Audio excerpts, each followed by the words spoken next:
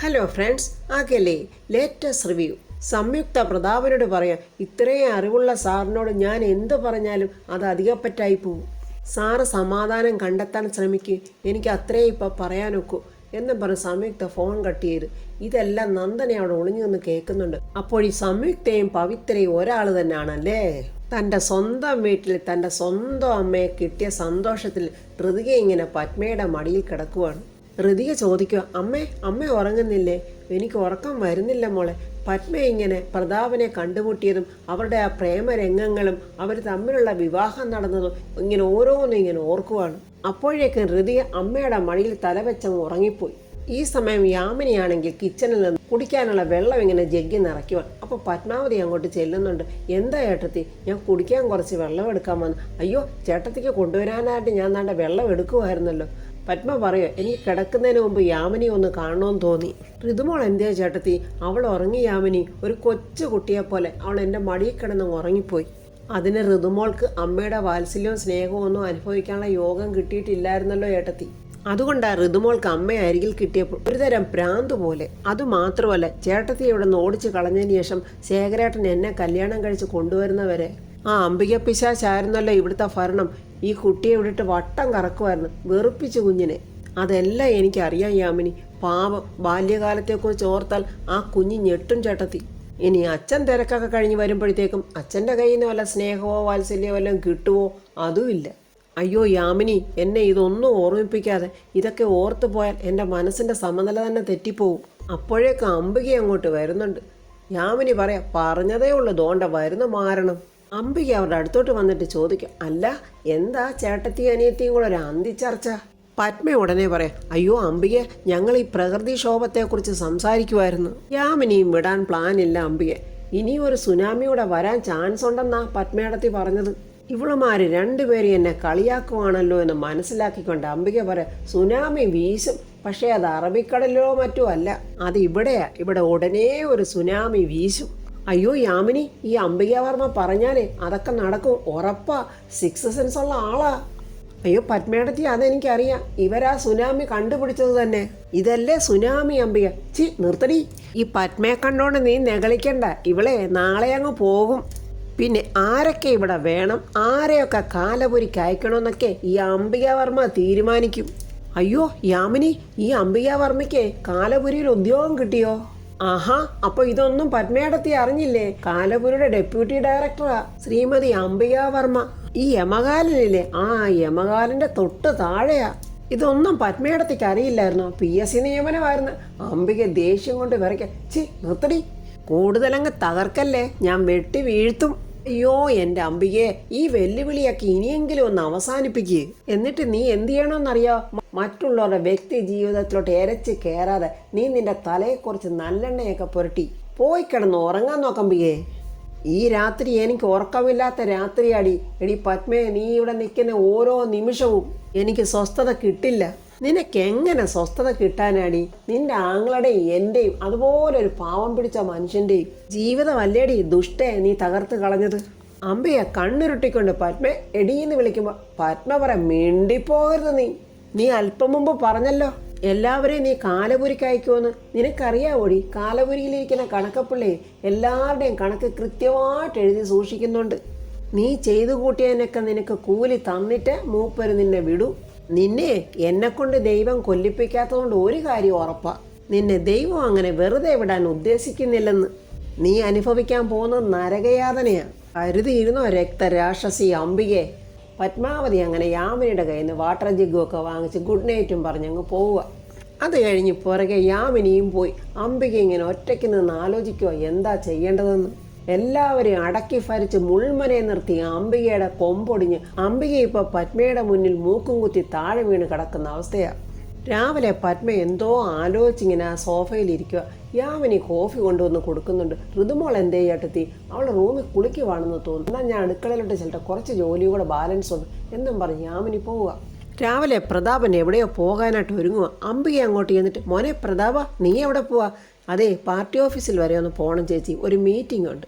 അംബിക ഭയങ്കര സന്തോഷത്തോടെ പറയുക, എന്തായാലും ഇപ്പോഴൊരടി നടക്കും. ആ പത്മാവതി വാതൊക്കെ തന്നെ പ്രതിഷ്ഠിച്ചിരിപ്പുണ്ട്. പ്രതാപൻ അവളെ കണ്ടു കഴിയുമ്പോൾ എന്തായാലും ഒരു വഴക്കുറപ്പാ. പ്രതാപൻ സ്റ്റെപ്പിറങ്ങി താഴോട്ട് വരുമ്പോൾ കൂടെ അംബികയും വരുന്നുണ്ട്. പ്രതാപൻ നോക്കുമ്പോൾ പത്മ ഇങ്ങനെ കോഫി കുടിക്കുക. പത്മയെ കണ്ടപ്പോൾ അവന് ദേഷ്യം വരുന്നു. പത്മ പെട്ടെന്ന് അങ്ങ് എഴുന്നേൽക്കുന്നുണ്ട്. പ്രതാപൻ പുറകുർത്തോണ്ട് പറയാം, അപശകനം. നേരെ വെളുത്തപ്പോഴേ ഈ ശല്യം വന്ന് നടവാതക്കൽ നിൽക്കുവാണല്ലോ. യാമിനി അവിടെ നിന്ന് കേൾക്കുക. യാമിനി സങ്കടത്തെ, ചേട്ടാ അങ്ങനൊന്നും പറയല്ലേ, ചേട്ടൻ്റെ കുഞ്ഞിനെ പ്രസവിച്ച സ്ത്രീയാ നിൽക്കുന്നത്. ഇതൊക്കെ നന്ദനെ അവിടെ ഒന്ന് ഒളിഞ്ഞു നോക്കി സന്തോഷിക്കുന്നുണ്ട്. ഋതികയെ അവിടെ മാറി നിന്ന് ഇതെല്ലാം കേൾക്കുന്നുണ്ട്. വേണ്ട യാമിനി, ഞാനൊരു അതിർത്തി നിശ്ചയിച്ചിട്ടുണ്ട്, അതിനപ്പുറത്തേട്ട് ആരും കടക്കണ്ട. ഈ അവസരവും അംബിക മുതലെടുക്കുക. എന്ത് ചെയ്യാനാ പ്രതാപ, നീ തൽക്കാലം അങ്ങ് ക്ഷമിക്കും. ജീവിതത്തിൽ നിന്ന് തൂത്തെറിഞ്ഞാൽ അട്ടയെപ്പോലെ കയറി ഇഞ്ഞ് വന്നേക്കും ചില കീട ജന്മങ്ങൾ. ഇത് കേൾക്കുമ്പോൾ നന്ദനയ്ക്ക് ഭയങ്കര സന്തോഷം. ശകുനം മോശം ചേച്ചി, അതുകൊണ്ട് ഞാനിന്ന് മീറ്റിങ്ങിന് പോകുന്നില്ല. മോൻ പോകണ്ട മോനെ, വെറുതെ പോയി നാണം കിടണ്ട. ചേച്ചി ആ സ്ത്രീയോടൊരു കാര്യം പറഞ്ഞാൽ ഇനി മേലിൽ എൻ്റെ മുന്നിൽ വന്നേക്കരുതെന്ന്. എനിക്കിവരെ കാണുന്നത് തന്നെ അറപ്പ. ഋതികയ്ക്ക് ദേഷ്യം വരുന്നുണ്ട്. ഞാൻ പറയാം മോനെ, നീ സമാധാനപ്പെടും, ഞാൻ അതൊക്കെ കൈകാര്യം ചെയ്തോളാം. മോനിങ്ങി വാ എന്നും പറഞ്ഞ് അംബിക പ്രതാപനെ വിളിച്ചോണ്ട് പോവുക. പത്മാവതിക്ക് നല്ല സങ്കടമുണ്ട്. യാമിനി അടുത്ത് വന്നിട്ട് ചേട്ടത്തി എന്നിങ്ങനെ വിളിക്കുക. അപ്പോൾ രാജു അങ്ങോട്ട് വന്നിട്ട്, അയ്യോ എന്ത് പറ്റി? എന്താ അമ്മേ, എന്തു പറ്റി? പത്മ ഒന്നും മിണ്ടുന്നില്ല. ചെറിയമ്മേ എന്താ ഇവിടെ പ്രശ്നം ഉണ്ടായത്? അത് യാമിനി പറയാം. പത്മയുടെ ഇവിടെ ഇരുന്നത് പ്രതാപേട്ടനെ ഇഷ്ടപ്പെട്ടില്ല, ഞാൻ ഇപ്പോൾ വരാം എന്നും പറഞ്ഞ് രാജു പ്രതാപൻ്റെ അടുത്തോട്ട് വന്നിരിക്കുക. വർമ്മ സാറ് ടെൻഷൻ അടിക്കല്ലേ സാറേ, ചില തെറ്റിദ്ധാരണ. വേണ്ടേ, ഞാനൊരു കാര്യം പറഞ്ഞേക്കാം. ഞാൻ തന്ന സ്വാതന്ത്ര്യം ഉണ്ടല്ലോ, അത് വെറുതെ ദുർവിനിയോഗം ചെയ്തേക്കരുത്. എന്നെ അഡ്വൈസ് ചെയ്യാൻ വന്നാൽ കൺട്രോൾ വിട്ട് ഞാൻ പലതും പറഞ്ഞെന്നിരിക്കും. നിനക്ക് മനസ്സിലായോടാ? അതും നന്ദനെ ഒളിഞ്ഞു നിന്ന് കാണുവാണ്. സങ്കടത്തോടെ നിൽക്കുന്ന പത്മയുടെ അടുത്തോട്ട് നിന്ന് ഋതിക, അമ്മ വിഷമിക്കാതെ. അപ്പോൾ രാജു വന്നിട്ട്, എന്തൊക്കെയാ ഋതിക ഇവിടെ നടക്കുന്നത്? അതെന്നോടാണോ ചോദിക്കുന്നത്? എൻ്റെ നേരെ ആവശ്യമില്ലാത്ത ചോദ്യങ്ങൾ ചോദിക്കരുത്. നന്ദനെയാണെങ്കിൽ അങ്ങോട്ടും ഇങ്ങോട്ടും ഓടി നടന്ന് ഓരോരുത്തരും പറയുന്ന കേൾക്കുക. ഋതിക അങ്ങനെ പറഞ്ഞത് കേട്ടപ്പോൾ ഒക്കെ ഭയങ്കര സന്തോഷം. ആഹാ, രണ്ടും തെറ്റിപ്പിരിയാൻ പോവാണല്ലോ. എന്തായാലും ഋതികയും രാജുവും തമ്മിൽ അടി തുടങ്ങി. ഇനി അതെങ്ങനെയെങ്കിലും ഡിവോഴ്സിൽ കൊണ്ടുവന്ന് എത്തിക്കണം. അംബിക കള്ളി മരുമോൾ കള്ളിയുടെ അടുത്തിട്ട് വന്നിട്ട്, എന്താ മോൾ ഒറ്റയ്ക്ക് നിന്ന് ചിരിക്കുന്നേ? ഏയ് ഒന്നുമില്ലമ്മേ, ഒരപ്പാവിയെ പോലെ പറഞ്ഞിട്ട് ഓടിപ്പോവാ. അംബിക നോക്കുമ്പോൾ അവിടെ രാജു നിൽക്കുന്നുണ്ട്. യാമിനി പത്മയോട് പറ, ഏട്ടത്തി ഇതൊന്നും കണ്ട് സങ്കടപ്പെടരുത്. ആ സ്ത്രീ പ്രതാപേട്ടൻ്റെ മനസ്സിൽ ചേട്ടത്തിയെക്കുറിച്ച് പറഞ്ഞിരിക്കുന്ന അപവാദങ്ങൾ അത്രയ്ക്കുണ്ട്. അതുകൊണ്ടാ പ്രതാപേട്ടനെ പോലുള്ള ഇത്രയ്ക്ക് മാന്യതയുള്ള ഒരു മനുഷ്യൻ നീചമായി പെരുമാറിയത്. എന്നാലും അത്രയ്ക്ക് സഹിക്കാൻ പറ്റുന്നില്ല യാമിനി. പത്മേടത്തി ഇത്രയും കാലം സഹിച്ച യാതനയ്ക്കപ്പുറം ഒന്നും അല്ലല്ലോ ഇതൊന്നും. എന്നാലും ഞാൻ എത്രയധികം സ്നേഹിച്ച മനുഷ്യനിൽ നിന്ന് ഇങ്ങനെയൊക്കെ കേൾക്കേണ്ടി വരുമ്പോൾ അതിന് ചേട്ടത്തി സ്നേഹിച്ച ആ മനുഷ്യനല്ലല്ലോ ഈ പറയുന്നതൊന്നും. അദ്ദേഹത്തിൻ്റെ ഉള്ളിലിരിക്കുന്ന വിഷമല്ലേ കുമിഞ്ഞ് പുറത്തോട്ട് വരുന്നത്. അതുകൊണ്ട് ഏടത്തി ഇതൊന്നും മൈൻഡ് ചെയ്യരുത്, പോകാൻ പറ. അല്ല യാമിനി, ഞാനങ്ങ് തിരികെ പോയാലോ എന്ന് വിചാരിക്കുക.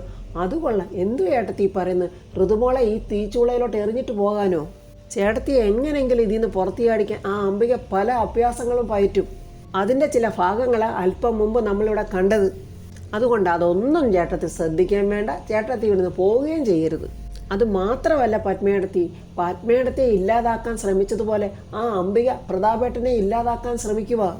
പത്മേടത്തി ഇത് തിരിച്ചറിയണം. പ്രതാപേട്ടനോട് സ്നേഹം ഉണ്ടെങ്കിൽ ഇവിടുന്ന് പോകരുത് ഏടത്തി. പ്രതാപേട്ടനെ രക്ഷിക്കാൻ നമുക്കെല്ലാവരും ഒന്നിച്ച് നിന്നേ പറ്റൂ. ഇതെല്ലാം കേട്ട് കഴിഞ്ഞാൽ പത്മയെ ഒരു ഉറച്ച തീരുമാനം എടുത്തതുപോലെ തോന്നുന്നുണ്ട്.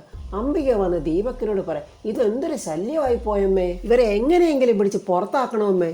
ഞാനും അതുതന്നെയാണ് ആലോചിക്കുന്നത്. അവളെയും അവളുടെ മകളെയും ഇവിടുന്ന് കളഞ്ഞേ പറ്റൂ. ഈ വല്യമാവനെന്ന് പറഞ്ഞ ആ കോന്തച്ചാര് എങ്ങനെയെങ്കിലും ഒന്ന് സ്റ്റഡിയായിട്ട് നിന്നാൽ മതിയായിരുന്നു. എങ്കിൽ നമുക്ക് പുല്ല് പോലെ രണ്ടിനെയും പിടിച്ചിറക്കി വിടായിരുന്നു. എടാ, അവൻ സ്റ്റഡിയാകാത്തതിൻ്റെ കാരണമേ ഇതിലൊരു നിയമപ്രശ്നമുണ്ട്.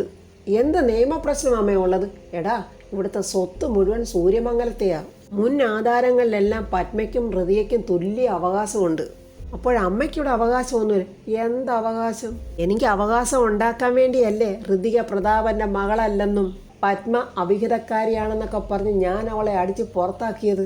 അതുകൊണ്ടെടാ മോനെ, എവിടെ പോയാലും ആധാരത്തിലുള്ള അവകാശം ഇല്ലാതാകില്ലല്ലോ. അത് മാത്രമല്ല, സെൽഫ് ഗോൾ അടിച്ച അവസ്ഥയിലുമായി.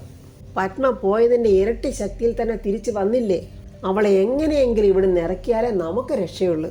അമ്മയോട് ഞാനൊരു കാര്യം ചോദിച്ചോട്ടെ, ഏതെങ്കിലും ഒരു അക്കിനിൽ നമുക്ക് 3 പേർക്ക് ഇവിടുന്ന് ഇറങ്ങേണ്ടി വരും. കഷ്ടകാലം കൊണ്ട് നമുക്കിങ്ങനെ ഇറങ്ങി പോകേണ്ടി വന്നാൽ അമ്മയുടെ കയ്യിൽ പ്രോപ്പർട്ടീസ് വല്ലതും ഉണ്ടോ? അതൊക്കെ ഉണ്ടല്ലോ. എവിടെ അമ്മേ? അത് ശകലം പടിഞ്ഞാറാ. കടലിൻ്റെ മുകളിലെ ഒരു 10-20 ഏക്കർ ആകാശം വിൽക്കാനുണ്ട്. എന്താ ദീപക്കെ, നിനക്കത് വേണോ? ആഹാ, അപ്പം നിങ്ങളുടെ കയ്യിൽ ഒരു ചക്കക്കുരു പോലും ഇല്ല. എൻ്റെ ദൈവമേ, ഇനി പുറത്തോട്ടെങ്ങാണ് ഇറങ്ങാനാണെങ്കിൽ കയ്യിൽ കട്ടൻ കാപ്പി കുടിക്കാൻ ഒരു 10 രൂപ പോലും കയ്യിലില്ല. നീ അങ്ങനെ അങ്ങ് പേടിക്കാതെടാ, ഞാൻ അത്രയ്ക്ക് മണ്ടിയൊന്നും അല്ല. പ്രതാപനെ പറ്റിച്ച് ഞാൻ കുറേയൊക്കെ കൈക്കലാക്കിയിട്ടുണ്ട്. അയ്യോ, അതെന്തായാലും നന്നായി. അമ്മേ, ഈ പത്മയോട് നിറക്കാൻ ഉടനെ തന്നെ എന്തെങ്കിലും ഒരു വഴി കണ്ടുപിടിക്കണം. സൂര്യമംഗലത്തുനിന്ന് ആ കിഴവിയും കൂടി ഇങ്ങോട്ടെങ്ങാനും വന്നാൽ പിന്നെ പിടിച്ചു നിൽക്കാൻ വലിയ പ്രയാസമായിരിക്കും. നീ പറഞ്ഞത് ശരിയാ, പക്ഷെ ആ സ്ത്രീ ഇപ്പോൾ ഇവിടെ ഇല്ല. അവരെ തീർത്ഥാടനത്തിന് പോയിരിക്കുക. എൻ്റെ ദൈവമേ, ആ പോക്കിൽ പുഴയിലെങ്ങാണം മുങ്ങുമ്പോൾ ഏതെങ്കിലും മുതലേ അവരെ അങ്ങ് വിഴിഞ്ഞാൽ മതിയായിരുന്നു. അമ്മേ, ആ സംയുക്തയും വല്യമ്മാവനും തമ്മിലുള്ള കല്യാണം നടന്നാലേ പത്മാവതി നാണം കെട്ടി ഇവിടുന്ന് അങ്ങ് ഇറങ്ങിപ്പോയിക്കോളും. മറ്റൊരുത്തി അമ്മയെന്ന് വിളിക്കേണ്ട ഗതികേട് വരുമ്പോഴേ ഋതിക ഇവിടുന്ന് അങ്ങ് ഓടിക്കോളും. ഇനി ആ ഒരു വഴിയെ ഉള്ളടാ മോനെ, നമുക്ക് ആ വഴിയെ തന്നെ ഇനി മുന്നോട്ടങ്ങ് പോകാം. സങ്കടത്തോടെ തന്നെ ഇരിക്കുവാണ് പത്മ. ഋതിക പറയാം, അമ്മ ഒന്നുകൊണ്ടേ വിഷമിക്കരുത്. ഇവിടെ അംബികയുടെ ഒരു പ്ലാനും നടക്കാൻ ഞാൻ അനുവദിക്കില്ല. എത്ര കാലമായി മോളെ ഈ അംബികയോടുള്ള അംഗം തുടങ്ങിയിട്ട്? അവർക്കതൊന്ന് അവസാനിപ്പിക്കാൻ യാതൊരു ഉദ്ദേശവും ഇല്ലല്ലോ അമ്മേ. അംബികയുടെ ചീപ്പ് സ്വഭാവത്തിന് റിയാക്ട് ചെയ്യുന്നൊന്നും നമ്മുടെ കാര്യമല്ലല്ലോ അമ്മേ. പക്ഷെ ഇങ്ങോട്ട് വന്നാൽ എന്തു ചെയ്യും? നമുക്ക് നേരിട്ടല്ലേ പറ്റൂ. ഇതൊരു ചെറുത്തുനിൽപ്പാണെന്ന് മാത്രം അമ്മ കരുതിയാൽ മതി. അവനവൻ്റെ ജീവനും സ്വത്തിനും സംരക്ഷണം വേണ്ടേ? നമ്മൾ ജീവിക്കുന്ന നമുക്ക് അവകാശപ്പെട്ട വീട്ടിലും അതിരിക്കുന്ന മണ്ണിലുമല്ലേ? അവിടെ കയറി വന്ന് അവകാശം സ്ഥാപിക്കാൻ ശ്രമിച്ചാൽ നമ്മൾ സമ്മതിച്ചു കൊടുക്കുവോ? അംബികയും മകനും വെറും പാരസൈറ്റ്സാ. അതിൻ്റെ ഒരു കോംപ്ലക്സ് അവർക്കുണ്ട്. അതിൽ നിന്നായി ശത്രുതയൊക്കെ ഉണ്ടാക്കിയിരിക്കുന്നത്. അക്രമം കാണിക്കുന്നതിനൊക്കെ ഒരു അന്ത്യം വേണ്ടേമ്മേ. അംബിക അങ്ങോട്ട് വരുന്നുണ്ട്. അങ്ങോട്ട് നോക്കമേ, പറഞ്ഞു തീർന്ന ദാ വന്നല്ലോ അവരിങ്ങോട്ട്. ഏഷ്യത്തോടെ ഋതികയെന്ന് ചോദിക്കാം. മറ്റുള്ളവരുടെ മുറിവാതിക്കൽ വന്ന് എന്താ ഒരു എത്തിനോട്ടം? ഈ ഒളിച്ചു നോട്ടം പണ്ട് മുതലേ നിങ്ങൾക്കുള്ളതാണല്ലോ. അതേടി, അങ്ങനെ ഒളിഞ്ഞു നോക്കിയത് കൊണ്ടാണല്ലോ ചിലരുടെയൊക്കെ തനിനിറവ് എനിക്ക് മനസ്സിലാക്കാൻ പറ്റിയത്. അത് കേട്ടതും പത്മ എന്താണ്ട് ഉറഞ്ഞു തുള്ളുക. നീ ആരുടെ തനിനിറവാടി കണ്ടുപിടിച്ചത്? ഭർത്താവിനെ ഓടിച്ചിട്ടൊരു ശാപം പോലെ ഞങ്ങളോടൊപ്പം ഒട്ടിക്കൂടിയിട്ട് അന്ന് നിന്നെ ഇറക്കി വിടാഞ്ഞത് ഞാൻ ചെയ്ത തെറ്റ്. ഒരു കൊച്ചുമായി നീ എവിടെ പോയി ജീവിക്കുമെന്ന് ഞാൻ കരുതി. നിന്നെപ്പോലെ സംസ്കാരം തൊട്ട് തീണ്ടിയിട്ടില്ലാത്തവരല്ല ഞങ്ങളാരും. അതുകൊണ്ടാടി ക്ഷമിക്കാൻ ഞങ്ങൾ ശീലിച്ചത്. ഞങ്ങൾ ക്ഷമ കാണിക്കുന്നത് ഞങ്ങളുടെ ദൗർബല്യമായിട്ട് നീ കാണരുത്. എൻ്റെ അച്ഛൻ നിങ്ങളെ അന്ധമായിട്ട് സ്നേഹിക്കുന്നു. അതാണ് നിങ്ങളുടെ ആയുധം. ആ ആയുധം കൊണ്ടേ ഇവള് പോര് തുടങ്ങിയിട്ട് കുറച്ച് നാളായി മോളെ. ആ ഒരായുധം കയ്യിൽ വെച്ചോണ്ടാ ഇവള് കള്ളക്കഥകളുണ്ടാക്കി എന്നെയും പ്രതാപേട്ടനെയും അകറ്റിയത്. എടി, എൻ്റെ ആങ്ങളുടെ ഭാര്യയും മകളുമായിട്ട് നീയൊക്കെ ജീവിക്കുമെന്ന് കരുതണ്ടാടി. അതിന് ഞാൻ സമ്മതിക്കില്ലടി. ഋതിക പറ, എങ്കിലൊരു കാര്യം ചെയ്യും, നിങ്ങൾ നിങ്ങളുടെ ആങ്ങളെയും വിളിച്ചിട്ട് എങ്ങോട്ടെങ്കിലും പോ. ഇവിടെ ജീവിക്കാമെന്ന് വിചാരിക്കേണ്ട. ഇത് ഞങ്ങളുടെ വീടാ. എൻ്റെ അപ്പൂപ്പൻ്റെ സമ്പാദ്യം കണ്ടവരുടെ വീട്ടിൽ വന്ന് കിടന്ന് അവരുടെ എച്ചിൽ വന്ന് കഴിക്കാൻ നിങ്ങൾക്ക് നിങ്ങളുടെ മകന് നാണമില്ലേ? പത്മാവതി പറയാം, എൻ്റെ അമ്മ കൂടി ഇങ്ങോട്ടൊന്ന് വന്നോട്ടെ, നിന്നെ ജീവനോടെ കുഴിച്ചു മൂടും. എന്നാ നീ നോക്കിക്കോടി, അതിനു മുമ്പ് പ്രതാപനെ ഞാനൊരു കടവിൽ അടുപ്പിച്ചിരിക്കും. ആഹാ, അത് കൊള്ളാലോ. പ്രതാപനെ കടവിലടുപ്പിക്കാൻ പ്രതാപൻ എന്താ കച്ചവടക്കാരനോ? ഒന്ന് പോടി നിന്ന് കുരയ്ക്കാതെ. എടീ പത്മേ, നീ നിന്റെ മകളെയും വിളിച്ചോണ്ട് പരക്കമ്പായിനെ ഞാൻ കാണിച്ചു തരാടി. പ്രതാപനും സംയുക്തയായിട്ടുള്ള കല്യാണം ഈ അംബികാവർമ്മ നടത്തിയിരിക്കും. അമ്മേ, അയ്യോ ഇത് കേട്ടോ, ഇവർ കല്യാണ ബ്രോക്കറും ആയെന്ന്. അത് പിന്നെ മോളെ, ഇവക്ക് വീണ മകനും. ഇനി ഇതൊക്കെ അല്ലാതെ വേറെ എന്ത് മാർഗമാണ് ഉള്ളത്? ആ തൊഴിൽ അന്തസ്സായിട്ട് ചെയ്യുന്നവരുണ്ട്. അവരെ ദയവ് ചെയ്ത് നീ നാറ്റിക്കല്ലേ. എൻ്റെ മുറി നിറങ്ങി പോടി, നാശം പിടിച്ചവളെ. ഓലപ്പടക്കവും കൊണ്ട് വന്നതാ അംബിക പത്മേൻ ഋതിയെ ഒന്ന് പേടിപ്പിക്കുക. തൻ്റെ ഓലപ്പടക്കവും ചീറ്റി അംബിക നാണം കെട്ടങ്ങ് പോയി. അങ്ങാടിയിൽ തോറ്റാൽ അമ്മയുടെ നേരെ എന്ന് പറഞ്ഞ പോലെ താണ്ട അംബിക പ്രതാപൻ്റെ അടുത്തോട്ട് പോയിരിക്കുക. നന്ദനയാണെങ്കിൽ അംബികയുടെ നീക്കങ്ങളിങ്ങനെ കണ്ടുകൊണ്ടിരിക്കുക. ഈ അംബികയ്ക്ക് എന്തോ ഒരു ദുരുദ്ദേശം ഉണ്ടല്ലോ, അതെന്താണെന്ന് കണ്ടുപിടിക്കണം എന്നും പറഞ്ഞാണ്ട് പ്രതാപൻ്റെ റൂമിൻ്റെ വാതക്കൽ അവൾ ഒളിഞ്ഞു നിൽക്കുക. മോനെ പ്രതാപ, ഞാനൊരു കാര്യം പറയാനാ വന്നത്. നീ അത് സീരിയസ് ആയിട്ട് എടുക്കണം. ഒത്തിരി ആലോചിച്ചിട്ടാണ് ഞാൻ നിൻ്റെ മുന്നിൽ വന്നിത് പറയുന്നത്. പത്മയെ പുഷ്പം പോലെ ഇവിടുന്ന് പറഞ്ഞു വിടാൻ പറ്റും. അതോടെ നിൻ്റെ ജീവിതത്തിലൊരു സമാധാനം ആവുകയും ചെയ്യും. അതൊരു അഭിമാന പ്രശ്നമായിട്ട് നീ കരുതുകയും വേണ്ട. ചേച്ചി എന്തോ കാര്യം പറയാൻ വന്നെന്ന് പറഞ്ഞില്ലല്ലോ. മോനെ, നീ ആ സിസ്റ്റർ പവിത്രയെ വിവാഹം കഴിക്കണം. ചേച്ചി എന്തൊക്കെയായി പറഞ്ഞത്? ഞാൻ ആ സിസ്റ്ററിനെ അങ്ങനെയൊന്നും കണ്ടിട്ടില്ല. അവരെനിക്ക് എൻ്റെ പെങ്ങളെ പോലെയാ. അംബിക മനസ്സിൽ പറയും, ഓ അവൻ്റെ ഒരു പെങ്ങള്. ലോകത്തുള്ള പെണ്ണുങ്ങളെല്ലാം ഇങ്ങനെ ആണുങ്ങൾക്ക് പെങ്ങന്മാരായാലോ. അവരെ ഞാൻ അങ്ങനെ കണ്ടിട്ടേ ഇല്ല ചേച്ചി. എന്നാൽ പ്രതാപ, അവൾ നിന്നെ കാണുന്നത് അങ്ങനെയല്ല. അവൾക്ക് നിന്നിലൊരു പ്രതീക്ഷയുണ്ട്. അവൾക്ക് നിന്നെ വിവാഹം കഴിക്കണമെന്ന് ആഗ്രഹവുമുണ്ട്. അങ്ങനെയാണെങ്കിൽ ചേച്ചി എത്രയും പെട്ടെന്ന് പറഞ്ഞ് അവരെ തിരുത്തണമല്ലോ. മോനെ, തിരുത്തുകയൊന്നും വേണ്ട. നീ പവിത്രയെ അങ്ങ് കല്യാണം കഴിക്കും. ഇതൊക്കെ നന്ദനെ കേട്ടിട്ട് ആഹാ കൊള്ളാലോ, ഇതാ അപ്പോൾ ഇവരുടെ പരിപാടിയല്ലേ. അപ്പോൾ ഫ്രണ്ട്സ്, എത്രയും പെട്ടെന്ന് പ്രതാപൻ്റെ സംയുക്തയുടെ കല്യാണം നടത്താൻ നോക്കുവാണ് അംബിക. പൊട്ടൻ പ്രതാപൻ അതിനെങ്ങാനും സമ്മതിച്ചിട്ടുണ്ടെങ്കിൽ എല്ലാ തെളിവുകളും സഹിതം ഹൃതിക പ്രതാപന്റെ മുന്നിലെത്തും. ആ സംയുക്ത ആരാണെന്നുള്ളത് മനസ്സിലാക്കി കൊടുക്കും. എന്തായാലും അംബികയ്ക്ക് കഷ്ടകാലം തുടങ്ങിക്കഴിഞ്ഞു. അവൾക്കുള്ള ശവപ്പെട്ടി അവൾ തന്നെ വാങ്ങിച്ചു തണ്ട് ആണിയടിക്കാനും കൊടുക്കുവാണ്. ഇനി എന്തായാലും അംബികയുടെ നാശകാലമാണ്. അങ്ങനെ അംബികയും മകനും നന്ദനയും എല്ലാം എത്രയും പെട്ടെന്ന് പ്രതാപൻ സത്യം മനസ്സിലാക്കി അടിച്ച് പുറത്തിറക്കും എന്നുള്ളതിൽ യാതൊരു സംശയം വേണ്ട. അതിനുവേണ്ടി നമുക്ക് നാളത്തെ റിവ്യൂ കാണാം. എൻ്റെ ഈ റിവ്യൂ ഇഷ്ടപ്പെട്ടാൽ ലൈക്കും കമൻസും, സബ്സ്ക്രൈബ് ചെയ്യാത്തവർ സബ്സ്ക്രൈബ് ചെയ്യണേ.